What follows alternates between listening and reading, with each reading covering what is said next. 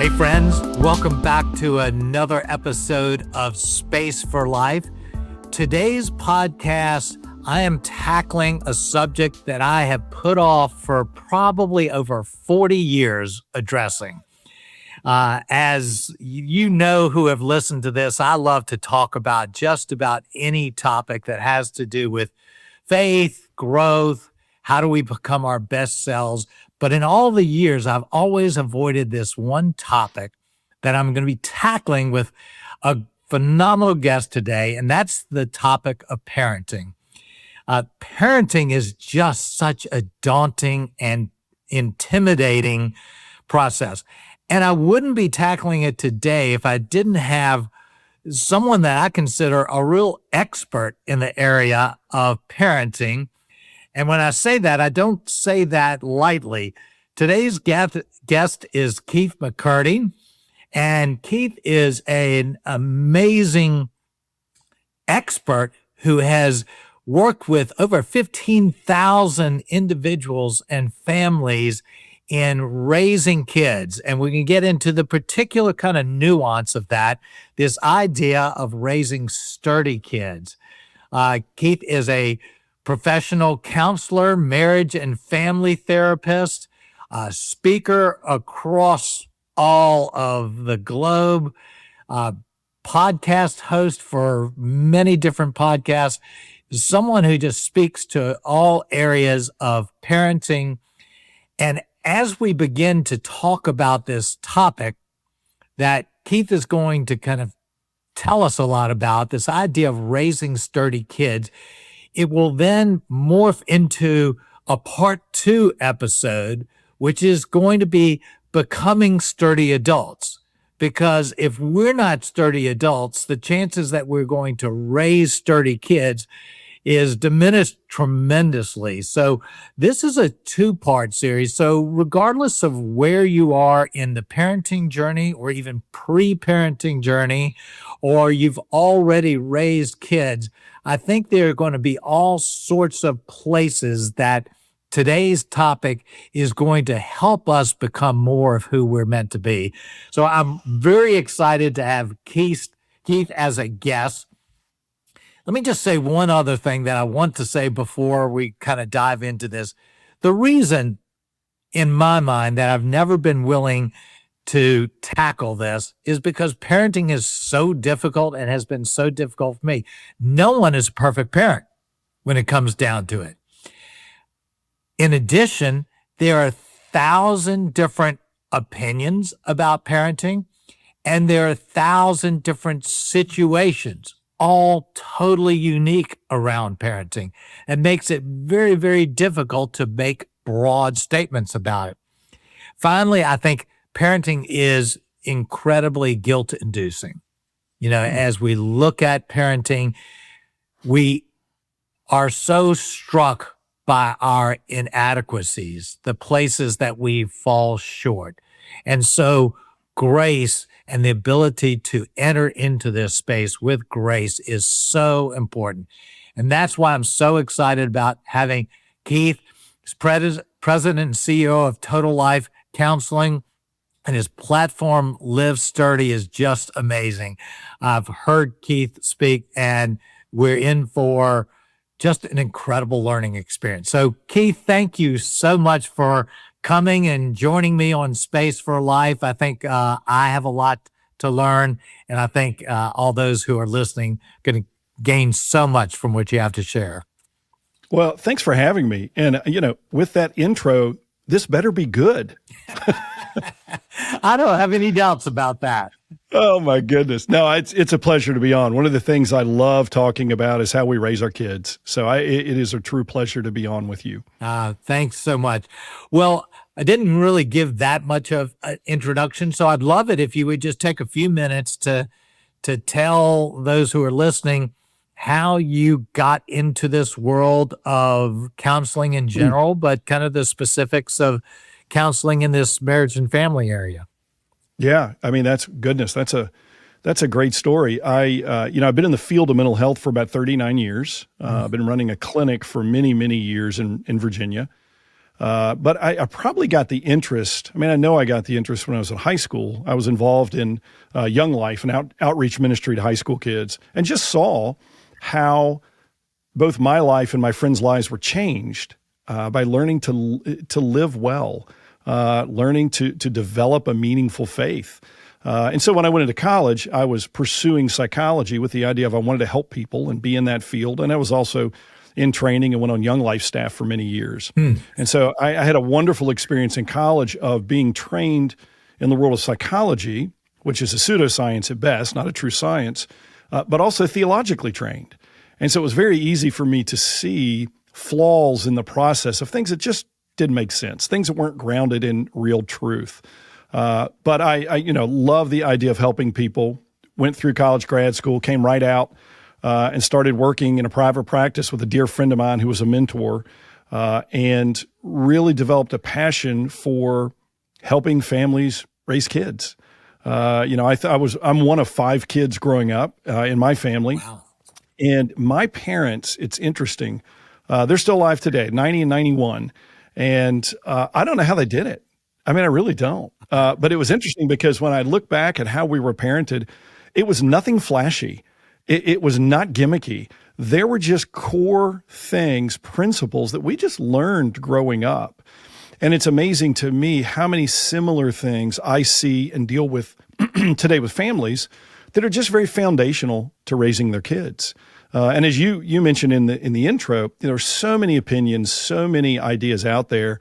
And hopefully what we're going to talk about today is what is actually foundational before all of those ideas.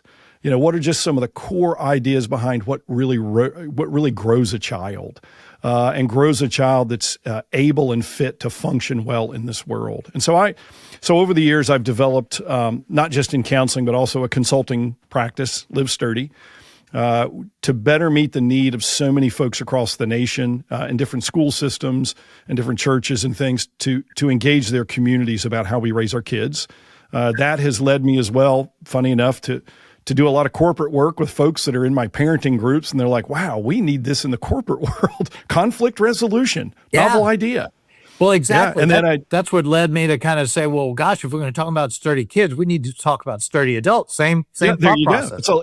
It's a lot of the same things. And then it's led me to dealing with I do a lot of collegiate professional athletes all over the country. Funny enough, I would argue they would say I'm not sturdy, even though I'm an unbelievable athlete and I want to be. Wow. Learning how to handle their own emotions, learning how to handle conflict, stress management. So I have a mix today that I do between my clinical practice and then consulting and parent coaching across the nation. And I love it. I mean, it's a wonderful way to engage families and give them a sense of hope that, you know what, sure, it's difficult, but maybe it's more simple than our current culture has led us to believe. Maybe there are some key principles that when we apply them, they will grow almost any child. And that's hopefully what we're going to get into today. Yeah, I love the thinking, and it really does strike me when I think about my parents raising us, and as you talk about your parents raising you, that it seems like in that generation, there were less opinions about how do you raise. There was just kind of a way of raising kids and certain principles that made it, in a sense, simpler. And certainly there were other factors that made it, in a sense, simpler. But now we have all of this noise all around us about how to raise kids, and noise that kids have that challenge the whole process. So I think it's harder today than it's ever been. And as I have 2 sons, who one has a 2-year-old and one a 4-month-old and a 3rd grandchild along the way, I think about how important this is, because that next generation of parenting that they're entering into will come with even more challenges along the way. Yeah. Yeah. When I grew up, we didn't have parent influencers on TikTok. But to your point, it's interesting. If you go back, this is a difference we see. If you go back just a few generations, maybe 3 generations, your great-grandparents, when they had a problem with a child, they they had three sources of proven generational wisdom. Typically, they'd reach out to a parent or someone else they knew that had already raised a child, someone that had demonstrated evidence that they knew kind of what it was to navigate raising a child to becoming a good person, a good citizen. The second often was the community of faith. We would often seek out, whether it's our church, our pastor. I joke it was often the elderly female nursery worker, because not only had she raised her kids, she still enjoyed hanging out with them. So she had something we had to know. And then the third was teachers. And it's interesting because parents don't think of teachers that way today, but historically, and even true today, the average parent today sees 1 to 3 kids growing up. The average teacher sees hundreds, if not thousands, and they are holders of developmental wisdom because they know normal includes all kinds of craziness. Yeah. And yet we as a parent, we see one thing that looks a little off and oh my gosh, we think something's wrong with our child. But then you compare that to today. We used to seek generational wisdom from those 3 main categories. Today, when we have a problem with our children, we often Google people with my credentials, and you don't even know me. And I can imagine that. I joke about, if one of my grandmothers was alive today and I made a comment when I was raising kids that, I'm going to go take my son to see a professional, either one of my grandmothers would have said, "Do you know that professional?" And I'd say, "No." I'd say, "Well, do you know if they have kids?" I'd say, "No." She's like, "Well, shouldn't you want to know that?" Because they would be going to that generational demonstrated wisdom. But we have unfortunately ceded authority in parenting too many times to my profession. And that's problematic in many ways. Yeah, I think that is so true and so wise, not only in the area of parenting, but I see it also in terms of marriage counseling and even general counseling. I've seen professionals give advice that makes my skin crawl. Absolutely. And if you really think about it, I mean, I love picking on my profession, but a couple simple things just to reflect on, because again, I don't think my profession doesn't necessarily hold wisdom. And I'll give you a couple ways to think about that. In your lifetime, have you ever heard a year where what we heard nationally was, this year we've rounded the corner on childhood anxiety, or this year we've rounded the corner on childhood depression? Or does it get worse every year? I'm in the field. It gets worse every year. Right. And yet my field is the field saying we're treating this. I'm unaware of any condition we've actually ever cured, which is problematic. But another way to illustrate it is, if I line up a group of folks that do what I do and I give them a picture of a child, I say, "Here's little Johnny, here's what he's doing, what's going on." They'll think for a minute, and then they'll come back to me with 1 or 2 diagnostic codes and say, "Oh, here's what's going on." But if I spin that around and I say, "Okay, tell me what a healthy child looks like," they won't know. Because in the field of psychology, there is not a single underlying agreed upon theoretical framework for what a healthy person or a healthy child looks like. It's like hiring someone to build a house who's never seen a house. And so my profession, there are good folks in it that can help you if they have true experience and wisdom, but the field itself is extremely problematic as a source of authority on what it is to live healthy. I would just argue.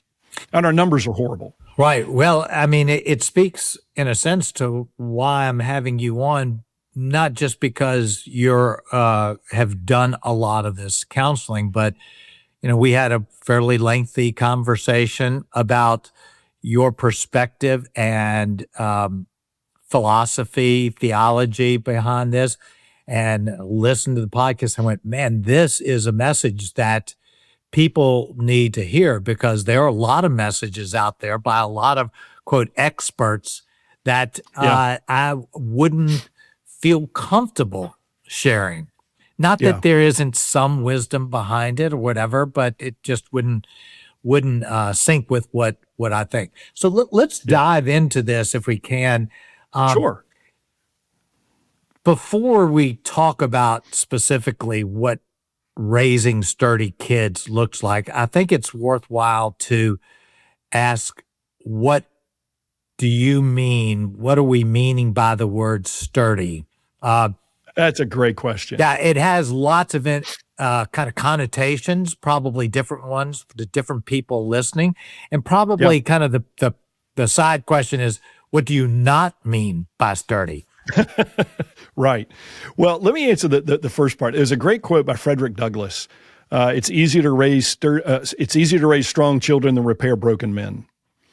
And when we think about that, what does that really mean? I use the word sturdy, and I would give you, I mean, we could go on for hours about this, but I'll give you two things to think through. Okay.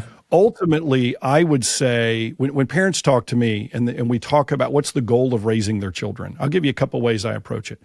One is I say, would you rather have children ill-equipped later in life or uncomfortable now? And they usually say, is there a third option? And I say, no, there's really not, because either our children will learn to deal with discomfort now, because that's the engine of growth, or they will be ill-equipped later to live in the world that we know is broken and imperfect and is bumpy. And so a way of thinking about sturdy is this. I'll just give you two of the key categories. One is thinking about what's our eventual goal. And I talk to parents all the time about this. I would argue that my profession, and many parents get caught up today in what we would call humanistic psychology, is the idea that the goal is to keep our children happy or comfortable. With the idea that if we keep them happy and comfortable, and there's a lot behind this, but if we keep them happy and comfortable, they will thrive. Well, the problem with that is that those two don't equate. Because when we are constantly keeping our children happy and comfortable, we actually create a fragile nature. And so I tell parents, I say, well, so when we're talking about this, they say, well, then what is the goal? And I said, well, let me give you a practical definition of a word, maturity. Now, we have a lot of different definitions of maturity, but a very simple one I'll give is this: the ability to do what we know is good, wise, good judgment, common sense, the ability to do what is good when it's uncomfortable or we don't want to. Raising an individual that can live well even when it's hard, can treat people kindly even when there's discord, can handle a situation well and persevere through it even when it is really difficult.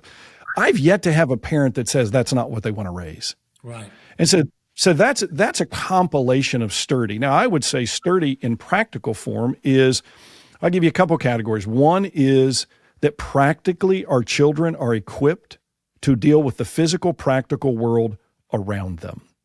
And a way to illustrate this is this. You go back 3 generations and before, when we had the lowest levels of anxiety and depression in our children, it used to be as soon as our kids demonstrated a functional ability, we gave them a reason to use it. As soon as they could grab stuff, they carried kindling. As soon as they were stronger, they carried firewood. As soon as they could reach a sink, they did dishes. As soon as they could reach the head of a horse, they learned to put a harness on it. Soon after, ride it, walk behind it with a plow. We met them at the place they were created to be functional. The really cool thing is that age has never changed in the history of man in any culture. And that age is 2. And parents know this. 2-year-olds begin demonstrating functional capacity. Fine and gross motor skill are coming together. 3 to 5 word sentences are being spoken. This is when they're climbing out of the high chairs and climbing up the cabinets. Most moms right now, when they hear this, are like, oh yeah, I got one of those. It used to be that's when we engaged our children with obligation. They demonstrated a functional capacity. We gave them a reason to use it and looked for opportunities to grow it. And so we know by historical record that you go back 100 years ago. And if you want a way to think about this, think about Little House on the Prairie, 1880s, 1890s Minnesota. Even if the show storyline was a little made up, the lifestyle, we used historians to make sure the lifestyle you saw was accurate. So think about that farm life. What do we know from both shows like that, but also historical record? A 13-year-old young man was doing. He was hunting, he was fishing, he was farming, dealing with large animals, had already helped build multiple homes in his community, and we have a hard time letting our kids boil water when we're not home. Wow. Because we used to raise our children to be functional adults by their early teens. And often by 15 and 16, that young adult 100, 140 years ago was starting their own business or own farm because their parents gave them a horse or gave them a cow or gave them some pigs. And they were now branching out on their own. And we have that generational record of evidence.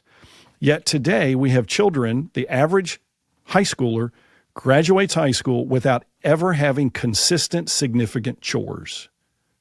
Yeah. And it creates 2 very different individuals. So the one part of sturdy is an individual that can they're trained to practically navigate their life. They can cook. They can handle things. They can fix stuff. I remember growing up, one of the things that my father did well for all of us, I especially remember both my brother and me being equipped. We were always using stuff and usually not returning the tools to my father, but we were always taking stuff apart, putting stuff together. We had to fix things. We learned how to do things because our parents took the view of, you're going to learn how to do this because you're not going to be helpless practically. Right. So that's a piece of it, that we're not raising practically helpless children. I'll tell you a funny story about my son. My son was a collegiate athlete. He was a triathlete, so he was really crazy. And second year, he moved out with some other buddies on the triathlon team. I won't use names. And they were living together for about a week. And my son called me one night, and he's whispering on the phone. And my son is loud. And I'm like, why are you whispering? He's like, they'll hear me. I just need to tell you this. And I'm like, what? He said, they just came back from Walmart, and they brought me a set of coasters and gave them to me as a gift that says, best dad ever. And I said, what? He said, it's amazing. He said, in the first week, I've taught him how to use the washing machine, the dryer, the dishwasher, how to cook. He said, they don't know how to do anything, yet they're collegiate athletes. That was echoed again to me 3 weeks ago. I was speaking at a big event with parents. At the end of the event, a major collegiate strength coach that was in the crowd came up to me, and he said, the first month and a half of having these athletes on campus, I've taught at least a dozen of them how to wash their own clothes. We're raising individuals without practical, functional capacity. And the crazy thing is that relates to their emotional maturity as well. Because when we onboard our children to practical skill in life, they wrestle with their emotions, and they learn very early in life not to follow the biggest lie of the last two generations. And the biggest lie of the last two generations is very simply this, that how you feel is the most important part of who you are. Wow. And so I speak to about 10,000 or more teenagers a year publicly. And one of the things we wrestle with in conversation is the lie. And I say to them, have you heard this lie, that how you feel is the most important part of who you are? And they say, oh, yeah. And they give me examples. Follow your heart, follow your passions. It's all about how you feel. It's all about being happy. So we set up feelings as both a goal and a compass. Well, the goal is easy to dispel. We're not always happy. If we're always happy, we actually may have a mental health issue called mania. The reality is we know life is bumpy. We are not always happy. But it's interesting. I have teenage girls that will come in my office struggling because they think something's wrong with them because they're not always happy. Right. Yeah. The good thing is I get to have a conversation with them and say, who told you that? And that's ridiculous. You're not always going to be happy.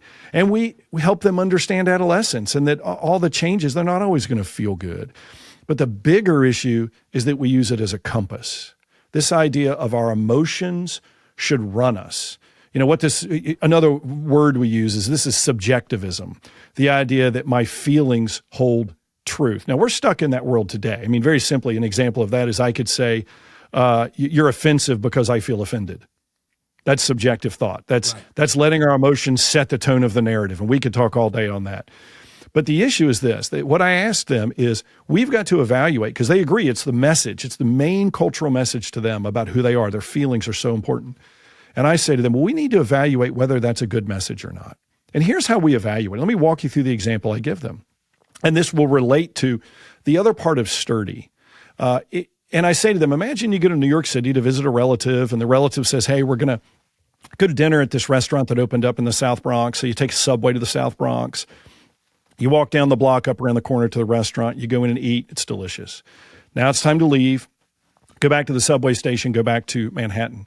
And you start to walk out of the restaurant. And you say, hold up. I need to go to the restroom real quick. So you go, you come back, and your relative's gone. And the doorman says, oh, they told me to catch you and let you know they were going to go ahead and start walking. You could catch up. So you walk out. It's night. It's South Bronx, highest crime rate part of New York City, pretty much year on, year off. And you think, I'm not going to chase them. I'm actually going to cut left, cut through the alley, and get in front of them. So here you are walking through a dark alley, middle of the night, by yourself. One of the most dangerous parts, one of the most dangerous cities in the world. and a bunch of guys run in the alley after you, how would you feel? Scared. Yeah. We'd all feel scared. Yeah. Second scenario, you're in your own home, you're in your own bed, you dream the same experience. How do you feel in the dream? Same way. You know, you think about how many of us have woken up ever in a fright from something we dreamed. Almost all of us have. Third scenario, this is perfect timing for this illustration. Halloween's coming. You know, imagine for some reason you love really creepy stuff. So you've got the shades pulled, lights off. You're watching like, you know, Chucky 48, Jason Takes, Fresno, something. And the music's going, it's dark, and all of a sudden something jumps, and you jump. It didn't last long, but in that moment you felt fright. So think about all three of those examples. In the first one, when you're really in that dark alley in the South Bronx in that situation, are you in danger? Very possible, yeah. When you're dreaming, are you in danger? No. No. When you're watching something on a screen that's not real, are you in danger? Yeah, no. Not at all. Yeah. What that tells us is our feelings cannot tell the difference between fantasy and reality. Feelings do not discern truth. So for at least 2 generations, primarily my profession and culture has been giving us a broken compass to navigate life. And I used to teach orienteering in the Scouts, and you know, if you have a broken compass and you follow it, you only get more lost. Right. And so another part of maturity is understanding your emotions are unbelievably valuable, but they do not discern truth and should not direct you. And so then that process of having practical ability and learning to do difficult things, and wait a minute, even though I don't like this, it's not comfortable, I can do it anyway because my feelings don't always tell me the truth about things. You know, I've heard a lot of people say, really good people make the statement, I just want my kids to be happy. And Right. I've heard that so often, and I might have even said it myself. And the problem, it seems, is I do want my kids to be happy. It's just that I don't just want them to be happy. It's not the only or even the highest goal on things. And so the lie, as you say, isn't in a sense because there's no truth to it, but that in isolation, it significantly distorts and directs us in the wrong direction. Right. I tell people all the time when they say, you know, I just want my kids to be happy. I said, you want happy as a result of pursuing the correct goal. Right. And when they have the correct goal, maturity, that piece of sturdiness, then they will experience more peace, more joy, more happiness. But when we pursue the emotion, number one, it's unattainable. 2, it sets us up to be in a constant state of failure. Now think about that with parents. When parents believe the goal with their children is an emotional state rather than equipped, then we're always in a state of failure. And my goodness, we don't need any more parent guilt. We have enough.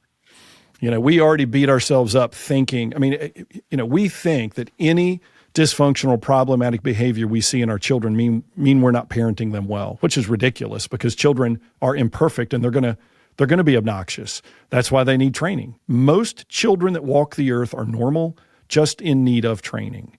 Yet we view most things as dysfunction that we see outside of what we think should be perfect.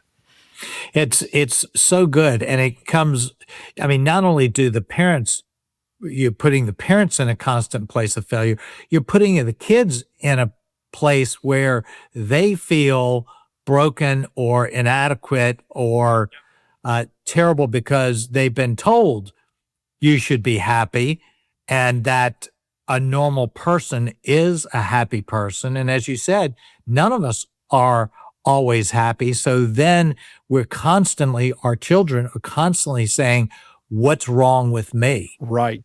And when we change that message to, no, we want to help you learn to do hard things well.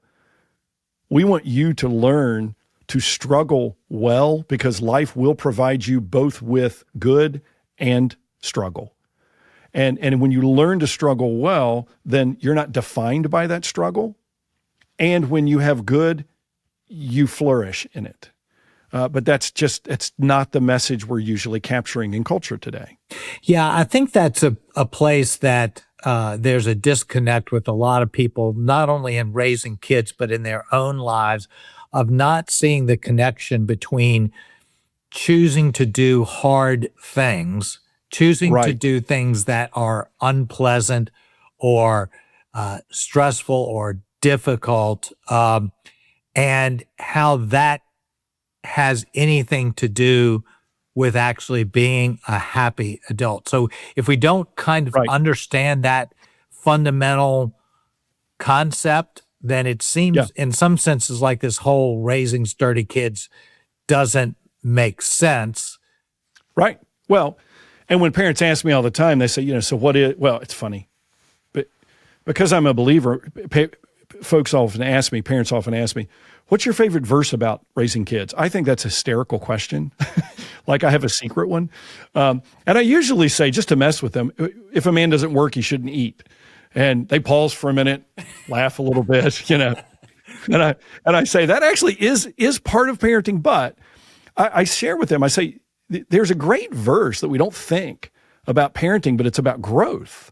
And which it really is applicable. It's the beginning of the book of James. And it's consider pure joy whenever we face trials. And I'll paraphrase, develops perseverance, the ability to stick with something when it's uncomfortable or difficult.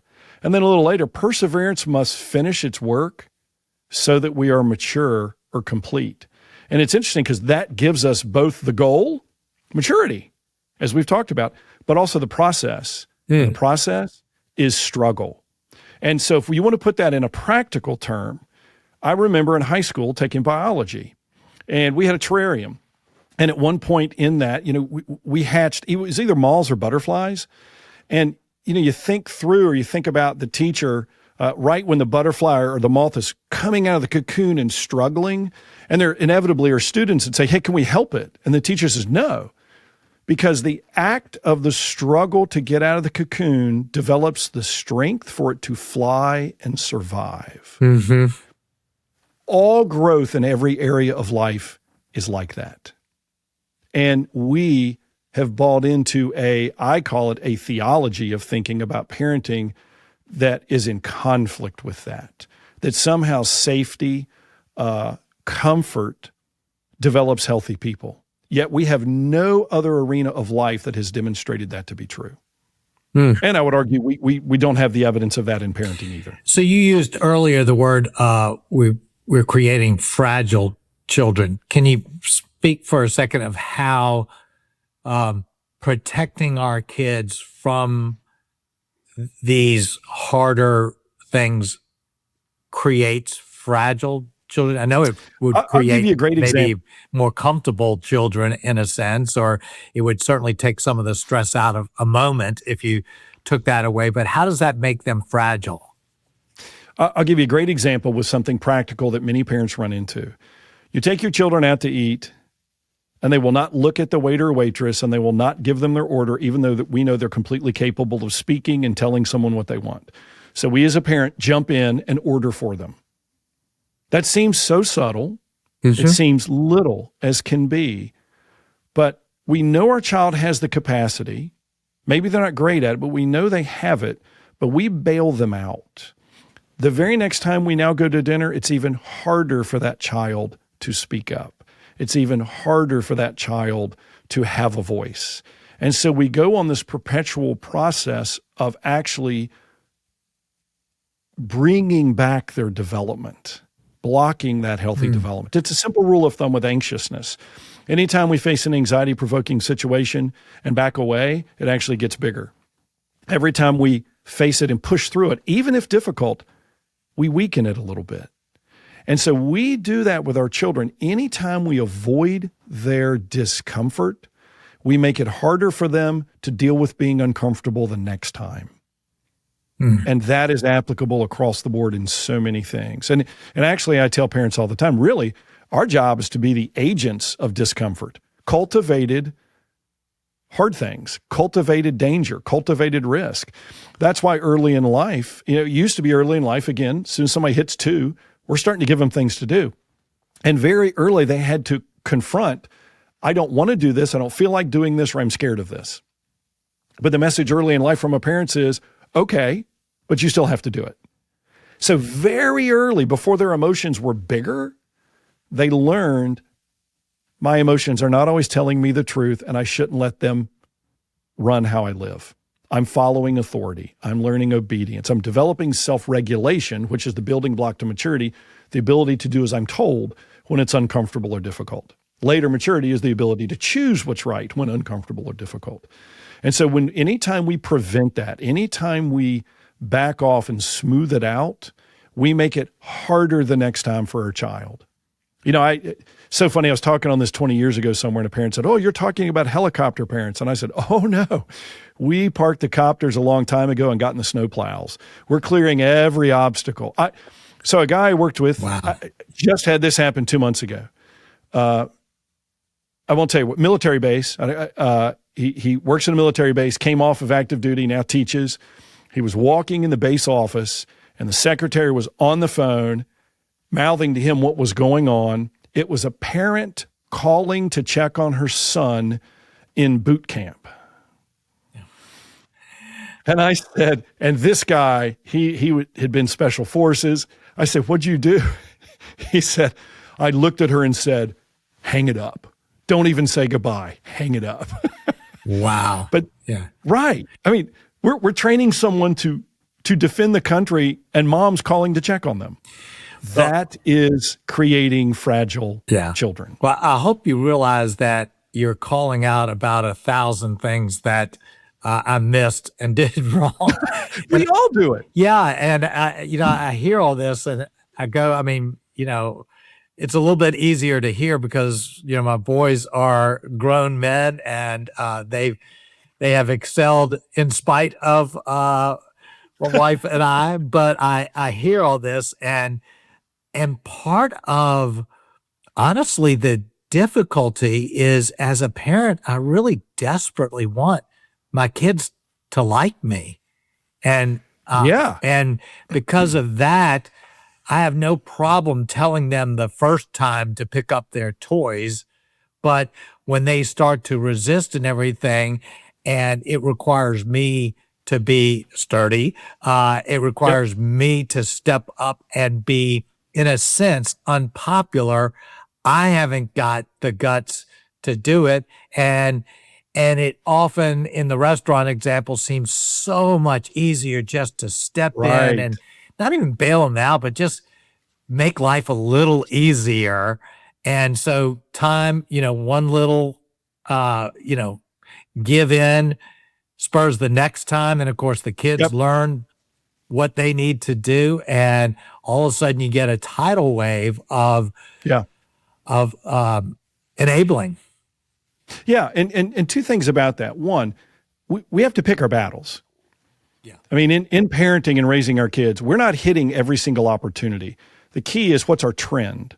Our trend is we're requiring more of our kids. There are going to be times, for many good reasons, that we do just do things for them. As long as our trend is cultivating that growth on the whole, we're still doing fine, because there's going to be no perfection in what we do. And it's not possible to grab everything at all. And so I work with parents a lot on, let's pick one or two things and just work on those for a while, because things have a way of cascading when you get the direction going the right way. But the second thing I'll tell you is this, and this is hard for parents. When I talk to parents so many times, one of the things they talk about is, but that is just so hard to do, just like you're saying, because basically we're the ones creating the discomfort. Right.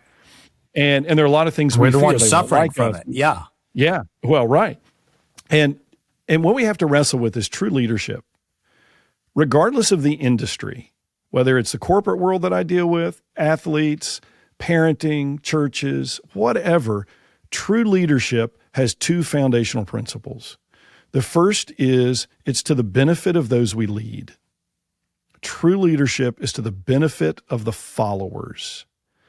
If it's not that, then it's control or something else. Right. And the second is, because of that, because it's to the benefit of the followers, true leadership by its nature is sacrificial. So we will put up with the discomfort and the risk of detachment to raise them well. And the great thing is, because I have known tens of thousands of children, and I've been in the field long enough, they come back to me.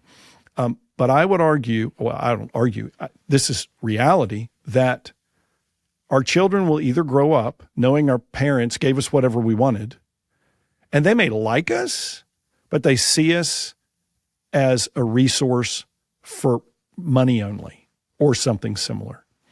Or as they grow up in life, they start reflecting and realizing just how equipped they are.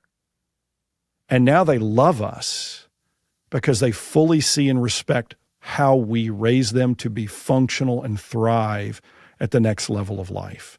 And that knowledge and awareness can come in as early as middle school. And it's amazing when you have parents that equip their children early, when their kids hit the teenage years, everybody's in the right orientation. Your teenager is now a young adult, and you're the adult still authority in their life, but you begin developing the mentoring relationship based on the foundational principles that you put in grammar school. Now, a lot of us miss that, but it's amazing how we can develop that right orientation of relationship when we onboard our children early. I love that. One of the things I believe in and kind of encourage a lot of people is to develop guiding principles for their lives. And they do it individually, but I also encourage it for families and for marriages in these different contexts. And so it seems, I love what you're talking about with trending, because it seems like if we identify with clarity what you're talking about, this idea of raising sturdy kids, of bringing appropriate discomfort and challenge into their lives. Right. We establish that as, okay, this is the kind of parent that I want to be, and it becomes now the filter and the North Star for how we parent. We may not get it all right, but that trend is going to exist in such a way that hopefully we come out okay on the other side. Yeah, I would agree. And one of the things I talk about with parents all the time is establishing family identity, who we are and who we are not. Right. And clarify that very early to your children. And we clarify that by what we allow or don't allow into our homes, because we've looked at the nature of things and really evaluated what does it bring us, what does it cost us. There are many things that fall into those categories. But then the second is we declare who we are and who we are not by kind of the principles we follow. We're honest. Yes. We're hardworking. It's just we're polite and kind to people. And as we establish that family identity, we always have that North Star to come back to with our kids. Yeah. And it makes a world of difference. This is not who we are. Yeah. And you point it out and you name it. That direction. Yeah. Yeah. It's great. And it's a simple kind of process that you can say, okay, when I do this and I constantly come back to that compass, to that North Star, to that filter, I now have a way that is very specific in evaluating what I'm doing rather than the emotions or context of a moment determining my decision. And it often helps parents to understand where do we begin the process of healthy struggle? Because when we cultivate healthy struggle, our children not only learn to wrestle well with struggle, but then when unhealthy struggle comes along, they're already equipped. Yeah. And so parents say, what's the beginning of healthy struggle? And I say, well, it's the movement of your child from consumer to contributor. That should begin around 2. It's the idea that up until the age of 2, they are cruise passengers. We just bring them stuff. But as soon as they demonstrate that functional ability, we now begin giving them obligation of responsibility. And that actually creates the first discomfort. And they're not happy about it. But we hold them to it, and they learn through then accountability to obedience, that once they start being obedient, they realize their emotions are not always telling them the truth. Their emotions should not always run them. It's amazing how those lessons get wrestled with well early. But the beginning of healthy struggle is actually chores, jobs, responsibilities. And it begins right around the age of 2. And when we move them from consumer to contributor, it fills in so many of the questioning blocks of identity, of who I am, how I interact with the world, and we're giving that information early. versus the college students and young adults that come in my office today that are living still as consumers. So they don't know how to navigate life. They don't understand anything about their identity because they're living for self rather than selfless. Sure. And they're consuming, even at that later age, often primarily from their parents. They are continuing that. Right. Exactly. Yeah. And often at some point, if that gets cut off, you've created an appetite in them for them to lead a life that pursues hedonistic thinking. Sure. What else will make me feel good? And you're creating the pathway for resentment to their parents. Oh, absolutely. Who are cutting them off. Right. Yet the parents, in my book, would be doing the right thing, trying to correct a wrong they did many years before. But it's not seen that way because we've raised a child with one message, which it's all about you being comfortable. It's all about you getting what you want, and others should provide it. Right. Which is an unbelievably unhealthy message. Well, it's a perfect transition to maybe a few practicals, as we've just kind of totally touched the tip of the iceberg. But Sure. I think of everyone listening in a wide variety of stages, from ones that are don't have any kids yet, but they're perhaps married and thinking about kids, to ones with toddlers, to ones with middle schoolers, to ones, and we're all in these different stages of having gotten it wrong. Even the best parents having gotten it wrong. And what you're saying is challenging and opening up eyes to a different way. But there's a transition because we have trained our kids a certain way, and they've learned that this is the way the world operates. And now we're saying, well, we're going to change the rules. So how would you suggest, and this is a really broad question, but how would you suggest someone begin to transition as a parent, their parenting style, so to speak, from one of perhaps enabling fragile children to raising sturdy kids? No, that's a great question. I can give you three things. Okay. And they're often, these are three of probably the first three things I get families to start working on, and many others after, but these three frame a lot. The first is this. We talked about feelings not always telling us the truth. So we know our feelings, our children are run so much by their feelings. We are as well. Right. And so the first thing we've got to figure out, and this is something you and I are going to talk about more, I know, when we talk about being sturdy adults, so I'll give a piece of it now. Okay. Think of a earthquake Richter scale. Go 0 to 10. If it's a 1 or 2, we hear about it on the news. If it's a 3 or 4, we think a truck drove by the building. If it's a 5, we think something bumped the building. And everything above a 5 does major damage. Well, we have an emotional Richter scale. Here's our brain. Here are our emotions. Anytime our emotions pass, our brain does not work. This is 5. It's funny how most of our parenting we do up here. It's as if we misinterpret it as energy to go do good parenty things.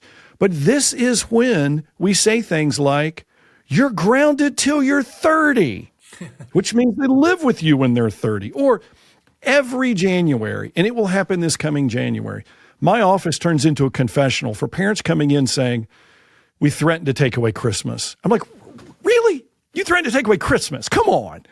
And anytime we engage above a 5, we do damage. We damage our word. We say crazy things. We say threats we can't follow through on, or ones that are ridiculous. We damage the child's concept of themselves because we shame them, or we just create conflict. So the single biggest one-shot change a parent can make, and it's what creates the opening for changing anything else, is never again engage your child above a 5. Walk away 100 times. Because we know, if we think about it, the average family has less than one emergency in any given year. Now, we have 100 things that feel like emergencies. Do we want to operate on the reality or continue to let our feelings run us? Because they run us off a cliff with our kids. So the change is making a decision. Pay attention to when you're at a 3, 4 and rising. Walk away. Walk away as many times as you need until you can deal with the situation calmly. What we find is half the things go away on their own because they really weren't big issues. And then the other half that we need to come back and talk about later when we talk about it calmly, it's a very different outcome. So even if the instance with the child is above a 5, something that is dramatic, they're expelled from school, they're picked up by the police, it's something that is very dramatic, we simply choose to not engage at that level until we can lower our Richter scale to be able to respond appropriately. Right, because all we will do is damage. Right. And it damages our ability to parent them well moving forward. And in my line of work, I deal with kids that get picked up by the cops. I deal with kids that do all kinds of things. And I instruct these parents all the time, acknowledge to your child, look, this is a big deal. I know you're upset, this is big, but we're going to let things calm, and then we're going to come back and talk about it. That is so much healthier. But most situations that we lose our stack about are not at that level. Right. It's they didn't get their shoes on. It's they didn't put their dishes away, and we lose it. And so it's the ability to decide we no longer will parent in big emotion. That's unbelievable in the change it makes in a home. Second thing, the global picture of where we want to move our children, and it's the growth, it puts the growth engine in motion, is understanding that healthy struggle is the engine to growth and maturity.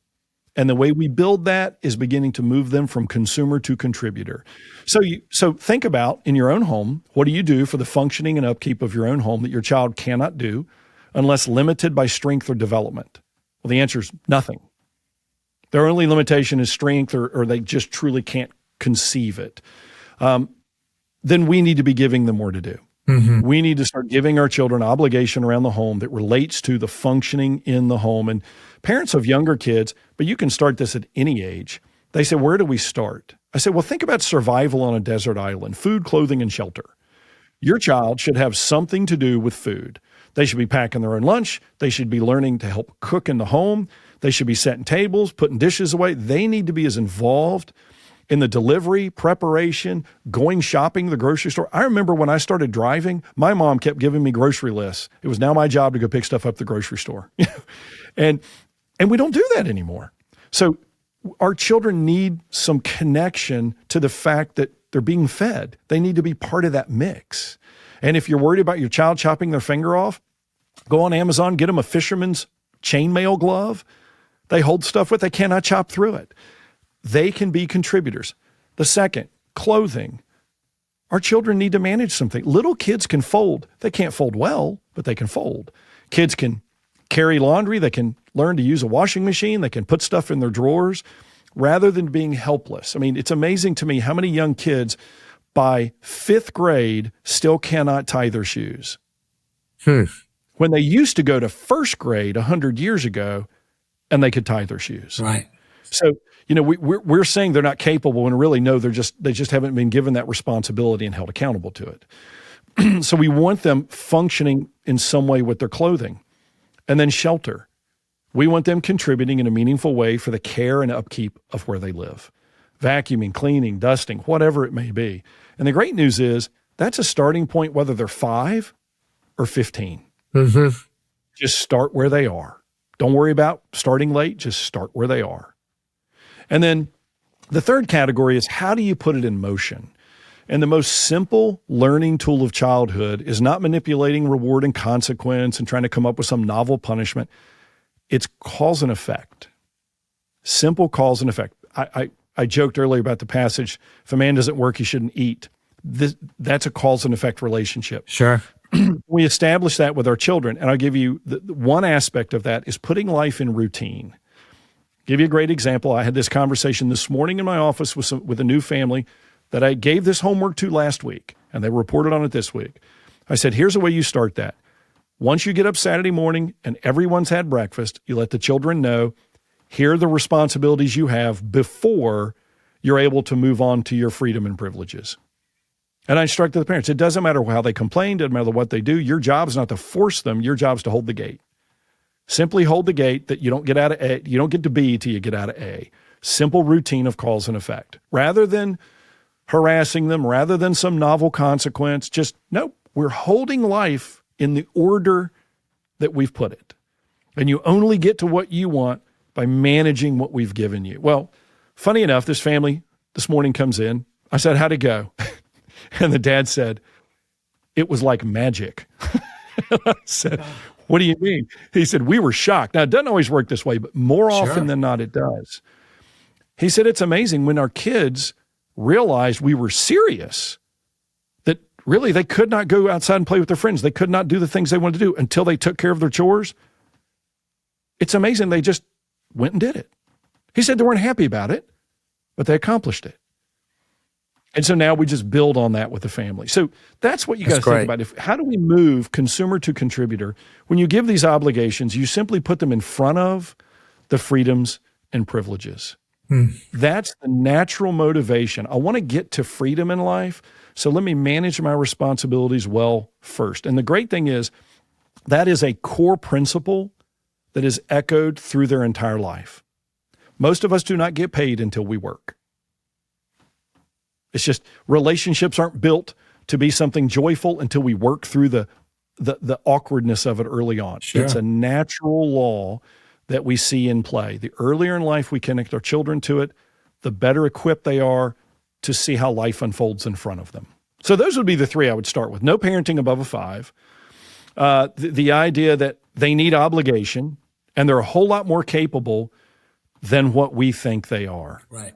I mean, I'll give you a simple question. I asked this question the other day to about 500 students. We were talking about their capability and capacity, and I said, how old were the disciples?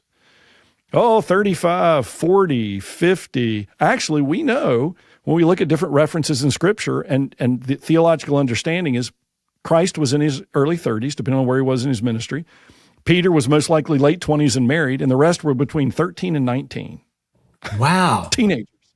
They were between 13 and 19. 13 and 19. I did not realize that I've heard that they were young. I never heard that were that young. Wow. Well, one reference in Scripture, when you come into a town, you pay a temple tax on any male 20 years and older. We have references in Scripture that when Christ and the disciples came into town, they only paid for 2 people, Jesus and Peter. Wow. I did not realize that. That's fascinating. That's very interesting. The point of that is our children are so much more capable than we believe they are.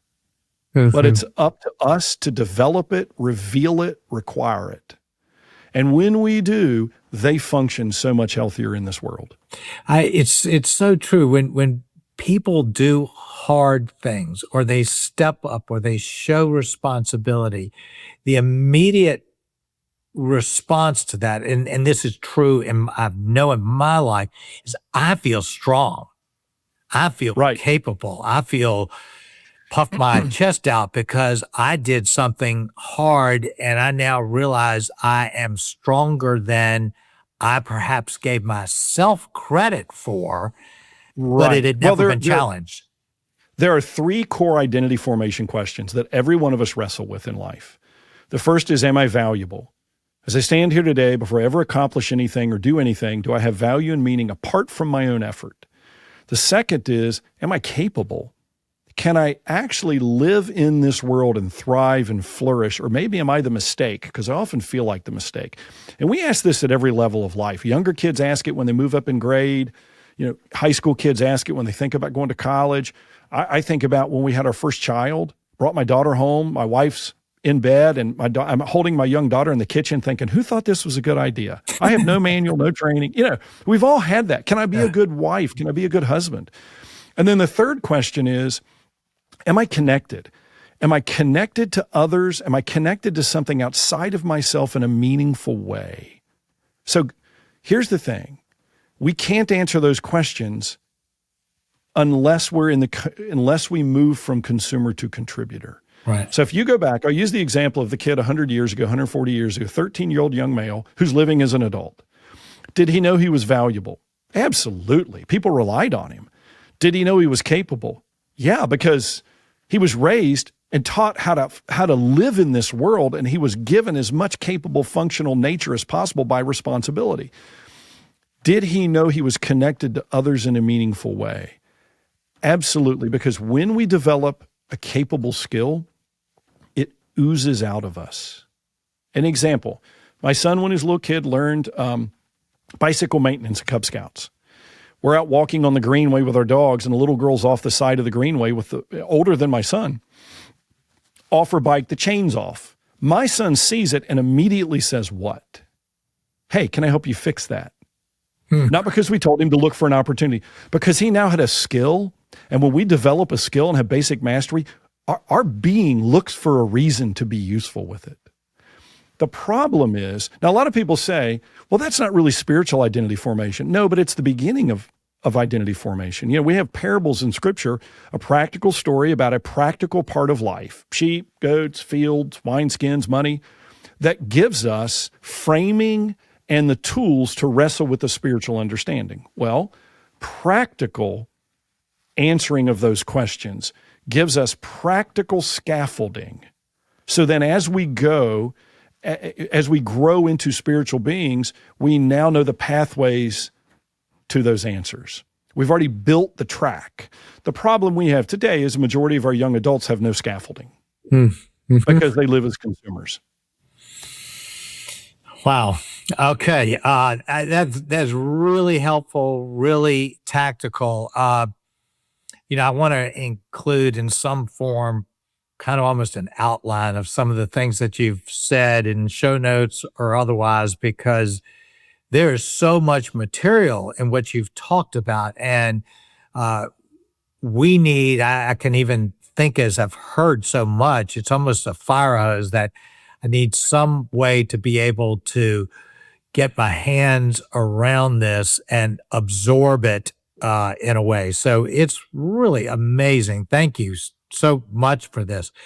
I'd love to be able to offer those who are listening, how can they hear more of what you're suggesting, maybe more in depth of what you're suggesting, or connect with you? Because I think that, as I said, I think this is the tip of the iceberg that has shown a light on something all of us need to see in some fashion or another. And so I think it's really important for people to figure out, how do I take this to the next step, which I think is in some form connecting with you. Yeah, I would love to have folks connect, to be a resource. You can go to my website, livesturdy.com. It's a developing website, but one of the links on the website are podcasts. And it's constantly, new podcasts are being added. This one, once it's out, will be added. Great. And that's where I try to capture a lot of what I do with different folks around the country. And so a lot of this material is on there. You can tell a lot of what the topic is just by the title. And they're all different podcasts that I get on speaking about these issues. I think that would be the best resource and the easiest to find more information. Super. Well, Keith, thank you so much. I think for those who are listening, it's worth knowing that we're going to have a companion episode to this, which I think is also foundational on becoming sturdy adults and developing, as a piece of that, developing sturdy marriages, because that, absolutely. I mean, we'll kind of be talking about both parts, because I know in my life, as I think about my years of parenting, my failures or shortcomings in raising sturdy kids came out of my weakness and not being a sturdy adult in a lot of ways. And fortunately, God's good and gracious and merciful, and the kids are smart, and we're able to, overcome a lot of that. But it's an area that I'm really interested in growing, even at my age. So that'll be a great episode. Share this, please. Everybody who's listening to this, there are hundreds or thousands of our friends who kind of need to hear this message, whatever stage they are in the parenting world. So, Keith, thank you so much for this. Everybody share it again, like it, put it out there, and we'll be back next week on Space for Life. Thank you.